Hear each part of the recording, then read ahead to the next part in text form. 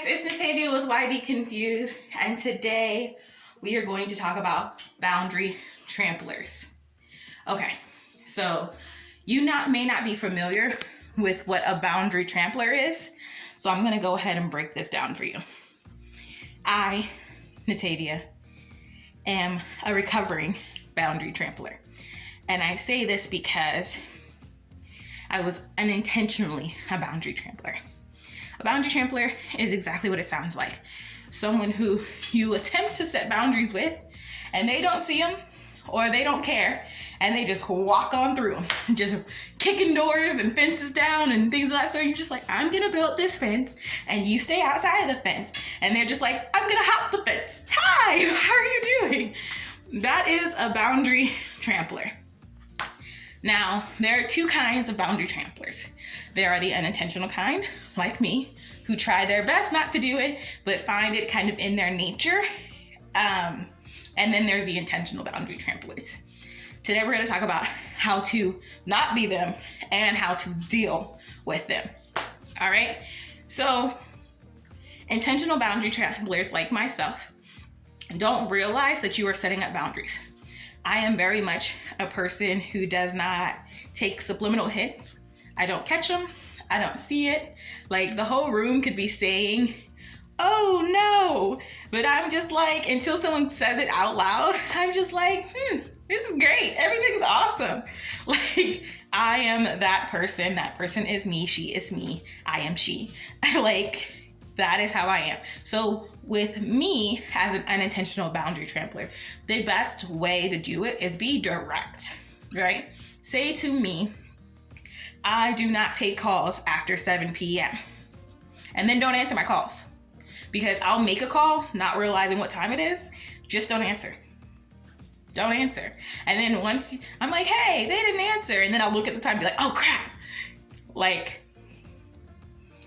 that's the best way to handle people like me who are unintentional boundary tramplers.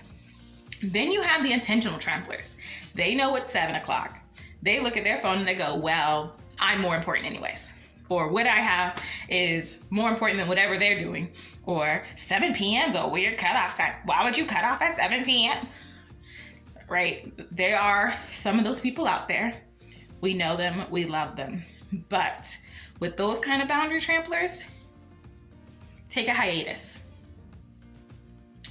Especially when you're in the very beginning stages of setting up your boundaries and you yourself aren't even very consistent at it. Those people will be the ones that will derail you. Or make you second guess setting up boundaries for your own sanity. Like, those are the kind of people that they are. We don't need that in our life. There are enough things that make us second guess our decisions. And when it comes to boundaries and burnout prevention, there's enough of the world already telling us that we're little snowflakes and we should be able to handle these stresses and hardships. Like, there's enough of the world doing that. You don't need them immediately within your circle.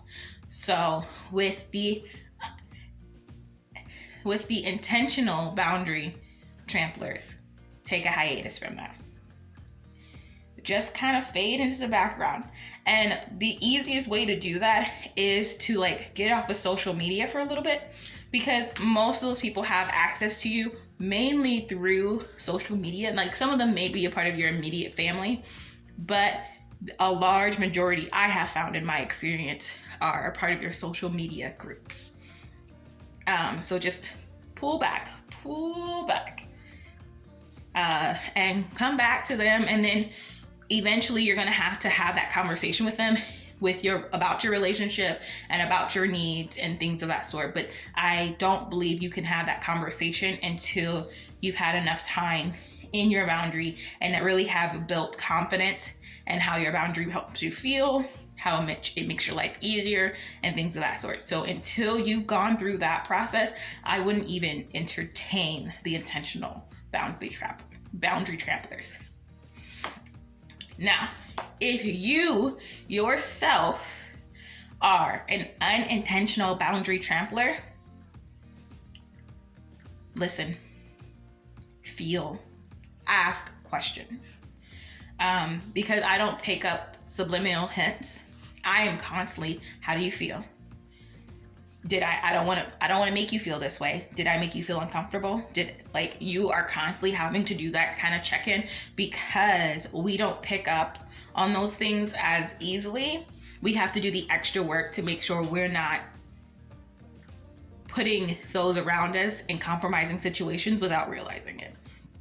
If someone is working on something for themselves, we can be the greatest motivator, but also be their greatest distraction. We could be like, go girl, you run that mile, and then end up calling them during their mile training time. Like, we could be those same people. And then when they're like, oh, I'm about to run a mile, we're like, oh, okay, well, I just wanted to tell you, and then get into like a whole conversation and not even really realize that we did it and that we just completely derailed their whole training situation. So we, as the unintentional boundary tramplers, have to stop, ask questions. And mostly we do it because we're hyped up with passion or emotion, and we're just like, yeah, and I gotta share this. And we don't always consider the place and situation of others. And so I'm working on that myself and trying to be more mindful of that. And so I challenge you guys to do the same when it comes to trying to not be a boundary trampler. And you may not have realized you were doing it. And if you need that clarification, go ask some of your friends. Have I ever stepped on your boundaries?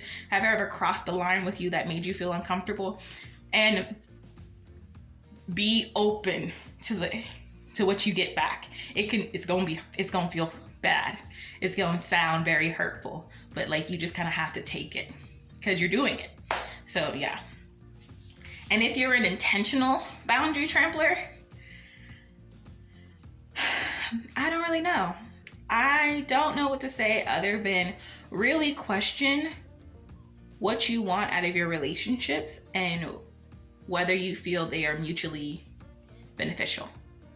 Because if you do not care about the journey of your friends or loved ones, are you truly a friend of them? Do you truly love them?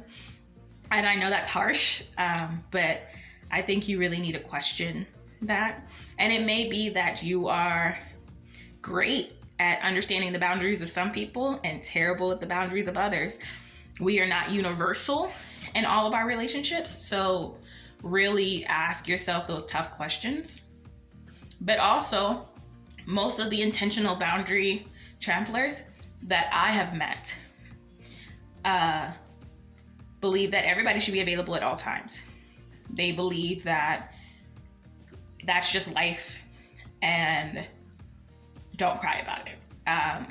And if you have that philosophy in life, I can't tell you that you're wrong. I can say I don't agree with you. But if you have friends who don't live that way or don't think that way, please respect them in that. And if you can't respect them in that, just step away.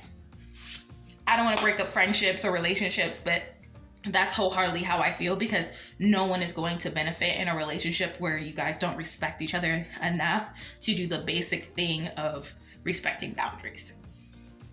All right, guys, tell me how y'all felt about this video. Leave a comment below about how you feel about boundary trampler, where you think you are on the spectrum. Do you think you're an intentional boundary trampler? Do you think you're an unintentional boundary trampler? Do you still feel a little hazy about how you could be doing it or how it could be happening? Or if you even have questions about how to deal with a boundary trampler in your life, go ahead and subscribe to the channel, because Why Be Confused is going to continue to give you guys information that's going to help you on your burnout prevention and recovery journey. And we have more videos in this series. I will see you guys later. Bye.